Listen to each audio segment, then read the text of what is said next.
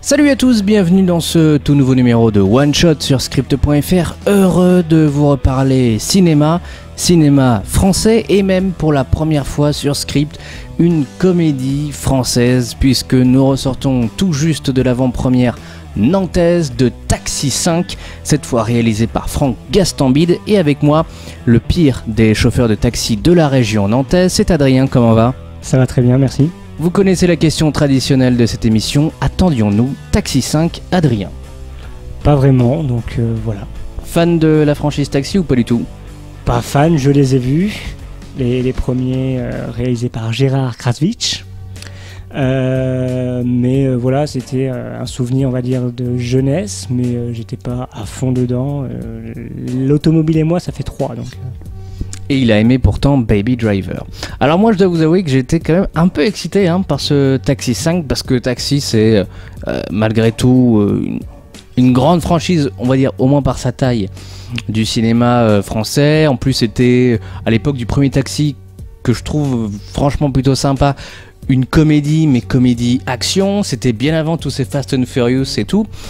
Et puis, même c'est vrai que si le 3 pour moi était franchement pas bon et le 4 une horreur, l'idée de voir un 5e opus qui sert un peu de reboot, réalisé par Franck Gastambide, ça suscitait mon excitation. Il fait partie de cette nouvelle génération de réalisateurs avec la bande à Fifi, voilà, tout ça, qui ont offert une nouvelle jeunesse, je dirais, à la comédie française. Donc je m'étais dit pourquoi pas, même si les bandes annonces me donnaient pas envie et même si ce que j'entendais de la production de Taxi 5 m'effrayait, mais bon, voilà, on était allé voir le film en disant pourquoi pas. Why not? Et donc nous avons vu le film. Alors je vais pas te demander si c'est un bon film, mais je vais te demander si t'as passé un bon moment, parce que je pense que c'est l'essentiel lorsqu'on veut ou pas voir un film comme Taxi. Eh bien oui, c'est dur de le dire, mais j'ai passé un très bon moment et Dieu sait que je vois pas souvent des comédies françaises et c'est pour ça qu'il pleuve depuis plusieurs mois, parce que là on les enchaîne. Mais non, j'ai passé un très bon moment, je m'attendais vraiment pas du tout à ça. Je m'attendais à quelque chose de plus graveleux, de pas drôle, d'humour lourd, de stéréotypes sur Marseille, sur les Parisiens, un peu un Bienvenue chez Ch'ti à l'envers, tu vois, un truc Paris-Marseille, Marseille-Paris. Et finalement, je me suis marré pendant tout le long du film. Je t'ai entendu pas mal te marrer, ouais. Ça c'est clair. Ouais, non, même moi je me surprends à dire ça parce que je m'attendais pas à ça. C'est fluide, on n'attend pas non plus des chefs-d'œuvre scénaristiques, le scénario est basique, mais basique intelligemment amené, avec les références au passé, le côté un peu nostalgique, et puis une réalisation vraiment top. Les courses-poursuites, les voitures, ça, bon, après c'est du made in Besson, donc on est habitué, mais il y a eu un peu de nouveauté. Je pense à un plan où la caméra fait du 360, je pense à des courses-poursuites, même des points de vue dans le taxi, où je suppose c'est quand même fait sur fond bleu ou vert, mais ça se voit pas, ça fonctionne. Donc c'est rythmé, il y a de l'humour, les personnages secondaires sont drôles, voire attachants pour certains, et l'histoire de mafia et tout, ça fonctionne. Non, franchement, j'ai pas de mal à dire de ce film-là, j'ai même envie pas de le revoir, mais je le reverrai avec plaisir. Ouais, et bien écoute, moi aussi j'ai passé un bon moment. Ça m'a un peu rappelé, je dirais, le premier Taxi en fait, dans son ambiance. Je pense que c'est un film qui est fait avec beaucoup de sincérité. On sent que Gastambide, c'est un gars qui a grandi avec la franchise Taxi, qui l'avait à son cœur et qui, je vais pas dire rêvait, mais peut-être pas loin de un jour se dire ouais, je vais réaliser un Taxi. Et il l'a fait avec intelligence, dans le sens où en fait je pense que ce qui était le gros point noir des Taxis 2 mais surtout 3 et 4, c'est qu'ils misaient tout sur la bagnole, et en fait j'ai presque envie de dire, dans ce Taxi 5, la bagnole c'est secondaire. Ce qui est important, c'est le duo Et puis les personnages qui entourent ce duo qui sont vraiment à mourir de rire. Alors on a à peu près tous les stéréotypes au possible, mais je pense c'est pas méchant. Voilà, c'est pas méchant, c'est fait avec beaucoup de tendresse, avec beaucoup d'attention, et ça en devient presque des beaux personnages. Et ça, c'est vraiment l'humour Gaston Bide. C'est un peu déjà ce qu'on avait dans les Caïras. Parce que tu aurais très bien pu très rapidement virer dans de l'humour gras, facile, avec comme tu dis, les stéréotypes de la grosse, du nain, du complètement taré. Mais même l'italien, finalement, je m'attendais à quelque chose de vraiment trop poussé. Mais non, c'est fluide. Et c'est juste en fait. C'est vrai qu'il y a un méchant un peu cliché, mais en fait, malgré tout, alors j'ai plus son prénom en tête, son nom de famille c'est Desposito, mais je trouve qu'il a une sacrée gueule en fait, quoi. Vous avez échappé à une chanson absolument horrible, mais il a un regard qui est assez fou. En fait, oui. Je trouve que le fait que ce méchant ait malgré tout de la gueule, d'ailleurs, ce qui est fun sans trop rien vous spoiler, mais il y a comme tu le disais un peu tout à l'heure, on parle un peu de l'héritage Taxi, donc on survole très rapidement les méchants, voilà, un peu stéréotypes. Il y avait l'allemand, il y avait, je crois, il y avait les Asiates, il y avait le gang des Pères Noël, etc. Il y a un tout mini caméo héritage de Richard Sammel, d'ailleurs, ça nous fait bien rire. Mais en fait, tout ça permet au duo Gaston Bide et Malik Bentala de vraiment exister un peu à la sauce américaine, en fait, tu vois. Oui. Ça rappelle, voilà, de manière très grossière, mais L'Arme Fatale, enfin, tu vois, ce genre de body movie. Ouais, comme ils en font référence aussi dans le film avec Bad Boys. Avec Bad Boy, voilà. Mais je trouve que, et en plus, Gaston Bide, il a quand même une gueule, tu vois. Je trouve qu'il a une gueule d'acteur un peu américain, et ça fonctionne bien, quoi. Et les scènes de bagnole sont bien aussi, en fait. Non, c'est ça qui m'a agréablement surpris, parce que tu parlais du cinéma américain. On se rapproche dans la façon de... Tu vois, même ne serait-ce, je l'avais complètement zappé, mais que l'histoire de la voiture, c'était dans les précédents taxis catapultés de... J'avais complètement zappé cette... J'avais complètement oublié aussi, ouais. Et finalement, les Américains ont tout piqué, quoi. Non mais c'est vrai, non mais il faut dire ce qu'il était, quoi. Le premier Taxi est sorti bien avant les Fast and Furious, et moi c'est pour ça aussi que j'aime défendre entre guillemets cette franchise, et notamment le premier volet. C'est que ça cassait beaucoup de codes du cinéma français à l'époque. Alors je dirais pas que ce nouveau Taxi il révolutionne la comédie, mais à la fin de la projection, je me suis dit putain, j'ai envie de voir un 6 en fait. J'ai envie de les revoir, ces personnages. Et puis même par rapport à ce que tu dis, je rebondis là-dessus, c'est vrai que pour la suite, tu aurais même la possibilité de faire un rôle féminin, ouais, en tant que personnage principal. Ça pourrait être là qui est sympa. Et après, en autre personnage aussi secondaire, il y a la ville de Marseille, qui est, je trouve, juste. C'est pas les gros stéréotypes. C'est pas le cliché. Sauf au début du film, où quand on débarque à Marseille, il y a à peu près tous les plans clichés de Marseille, le stade et tout. Mais en fait, après, même l'accent, en fait, tu vois, on n'entend pas tellement de personnages. Enfin, c'est même, je dirais, un Marseille chaleureux, en fait, qu'on voit. Et non, ça, c'est plutôt intéressant. Il n'y a rien de négatif dans ce film-là. C'est un film positif. Le duo fonctionne très bien, en plus, ça qui est cool. Je m'attendais pas du tout à ça par rapport à ce duo-là. J'aurais pensé que ça aurait été peut-être plus poussé et plus gras. Non, c'est un bon moment, on rigole, mais sans se forcer en fait, ça vient naturellement. Les petites références, non, franchement, bon moment. Il y a quelques petites blagues, enfin voilà, c'est effectivement par petites doses et des petits mots comme ça. Des expressions, des façons de même ne serait-ce le personnage, bon, toujours sans spoiler, mais la copine de Bentala. Ouais. Je dis oh là là, qu'est-ce qu'ils vont nous... Mais finalement, oui, parce que ça peut paraître le plus gros des clichés, mais en fait, il y a une scène, on la voit un peu dans la bande-annonce parce qu'il y a une sorte de striptease en fait.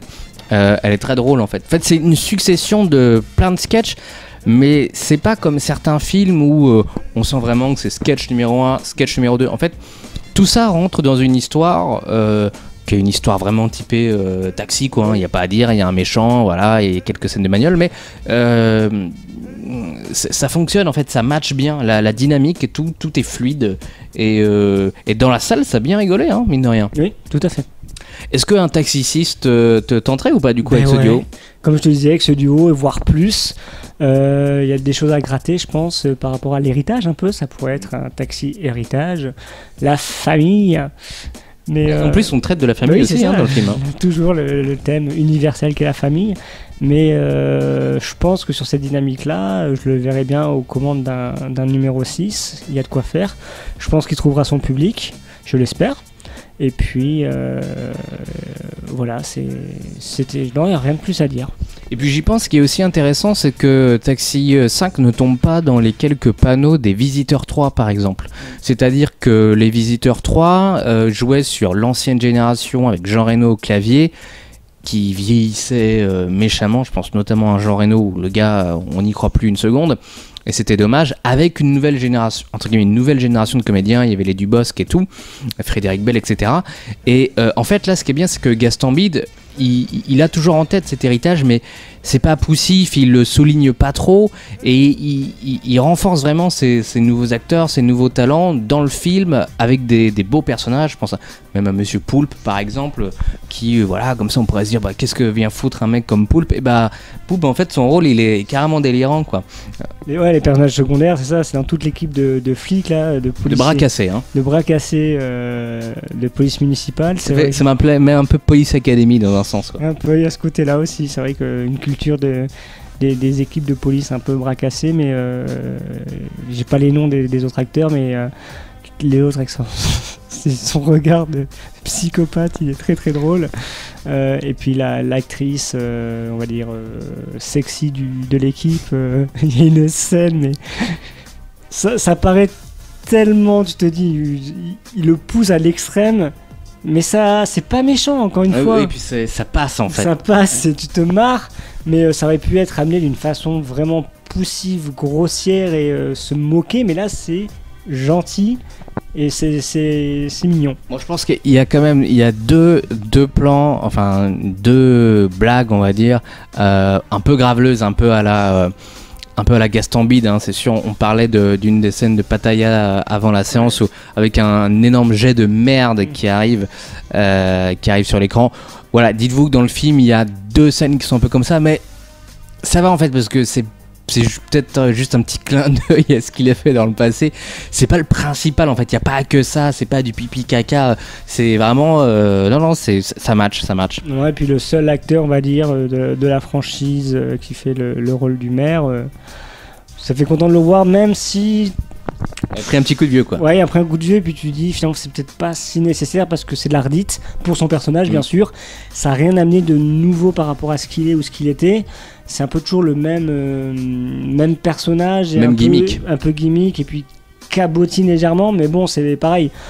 Ça passe parce qu'il fallait peut-être une référence. Ouais, ça fait la transition, je pense. C'est s'il y a un 6, et apparemment, de toute manière, un 6 est déjà pensé. Alors, je sais pas si c'est une exclue ou pas que je veux vous dire, mais le plot est déjà fait. D'accord, très bien. Voilà, le plot de Taxi 6 existe d'ores et déjà. Le scénario, non, mais le plot existe.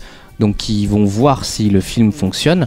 Je pense qu'il peut matcher en fait, parce qu'il peut séduire plusieurs types de publics en fait. Et puis même, il y a un point de vue, ça me fait penser aussi à l'héritage, point de vue musique, il y a toujours un morceau culte qui revient, ça fait toujours sourire. Ça c'était cool d'ailleurs, hein. de le réentendre. Mais non, un bon moment. Est-ce que tu conseilles du coup à nos amis d'aller voir Taxi 5 ? Ouais, allez-y, c'est bientôt les vacances en plus, donc allez-y avec vos potes, c'est un bon moment à passer, vous marrez bien. Et puis non, bon moment. Je pense qu'on est dans une bonne dynamique là sur le cinéma des comédies françaises. Ça s'enchaîne, donc faut garder les mêmes équipes et puis continuer, puis peut-être faire après sur la lancée d'une nouvelle histoire un peu originale. Je pense mais en gardant la touche, la French touch. Eh ben, moi aussi je vous conseille d'aller voir Taxi 5, d'abord parce que si le film est un succès, je pense que Besson laissera un peu plus de laisser aller entre guillemets à Franck Gastambide et lui permettra de faire d'autres choses, même si on sent pas vraiment la patte Besson. Moi, c'est ce qui m'inquiétait. C'est ce qu'il avait dit, je l'ai vu en interview là, hier ou avant-hier, Gastambide. Et il expliquait que voilà, Besson est venu une fois sur le tournage, il a laissé faire ce qu'il voulait, il a validé le scénar, et puis voilà quoi. Donc, moi je pense que si on donne toutes les cartes à Gastambide sur un 6, ça peut être d'autant plus intéressant. Et puis peut-être que ça permettra de véritablement mettre de côté l'héritage Taxi et d'offrir une nouvelle génération Enfin en tout cas une nouvelle franchise pour une nouvelle génération. Donc allez le voir avec vos amis, allez le voir même avec votre famille, enfin je pense avec vos parents, voilà, c'est un moment délirant, c'est pas un chef-d'œuvre, hein, ça gagnera pas l'Oscar ou le César, l'Oscar non, mais le César du meilleur film, ça c'est clair. Mais voilà, c'est un film qui est très agréable avec de bonnes scènes d'action et c'est assez rare mine de rien dans le ciné français, et ça fait plaisir parce qu'effectivement on sent que malgré tout il y a une nouvelle génération qui essaye d'émerger et d'offrir une autre dynamique. Et puis d'ailleurs Monsieur Poulpe sera aussi de retour dans une comédie début juillet qui s'appelle Budapest, réalisée par Xavier Jeance. Voilà, c'était la toute petite publicité et j'ai vu la bande-annonce et ça a l'air d'être très très différent de ce qu'on voit dans les comédies françaises. C'est pas du Danny Boone ou du Franck Dubosc ou des Tuches. Ça s'annonce, voilà, un très bon film d'été. Voilà, c'était la pub, voilà, en passant comme ça. Merci à vous d'avoir regardé cette émission. N'hésitez pas à vous abonner à notre chaîne YouTube, à mettre un pouce bleu si vous avez aimé cette vidéo, à mettre un pouce bleu si vous avez aimé Taxi, ou même à mettre un pouce bleu si vous avez détesté notre émission ou détesté Taxi. En tout cas, on n'a volé aucun concept. C'est promis. N'hésitez pas aussi à liker notre page Facebook. On se retrouve très prochainement pour une nouvelle émission. Un dernier mot, Adrien. Vroom. Voilà, à très bientôt. Ciao.